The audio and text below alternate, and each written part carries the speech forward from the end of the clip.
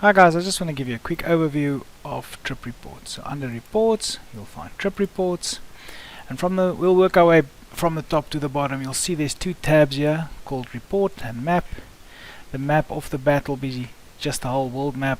If you click on report, it'll be your reports. If it's on today, you'll basically see the calendar at the bottom with dates highlighted in red of where there was trips 30 days prior to today's date. So you'll see the amount of trips when you hover over them, and from the top right you'll see export to KML, export to PDF, export to Excel. These are the three main formats you can export to. Download and process on today's date, and then plot selected trips. I'll explain that to you a bit later. Just beneath that you'll see yesterday, last 7 days, last 31 days.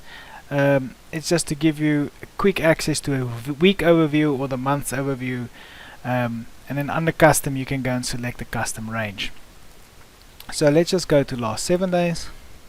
You'll see that download and process is now changed to reprocess, because it'll only reprocess the last 7 days. If you're on today's date, it'll download today's data and then reprocess today's data.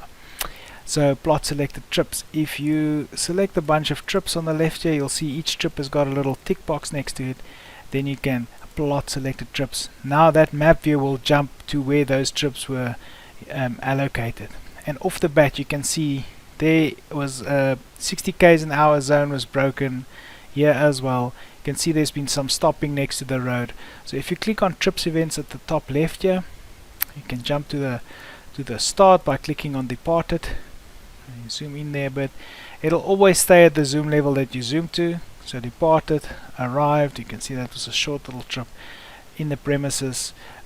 Obviously the distances of the trips are here, so you can see these were all three were short, that was quite a long one. Departed. Also the trip colors, you'll see there's a trip red, green, blue and black. There you can see them red, green, blue and black was obviously the longer one. So they departed. If we scroll down a bit, stop happened here at Isando Road. If you suspect fuel theft or anything like that, products being dropped off, obviously these will be nice indicators of where it might have occurred. Your speeding as well, 70 kilometers in a 60 zone. As I said previously, it's marked with a little 60 marker. It'll be marked with an 80 marker if they go over 80 k's an hour zone speed, and it'll mark with a yellow marker if they go above what the maximum is set for the vehicle. And that's just a quick overview of maps. If we go back to the report, untick these. If you see, each day is marked with a yellow little label with the day's date and the specific day. Whenever it goes over a weekend, you'll see it's highlighted with slightly blue, just to separate between weeks and weekends.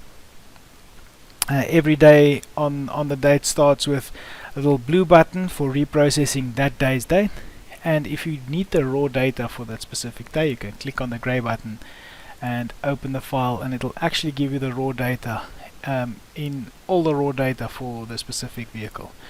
It'll start with the start order and the start hours, fuel graph and speed graph buttons to pull up graphs. I'll explain that a bit later.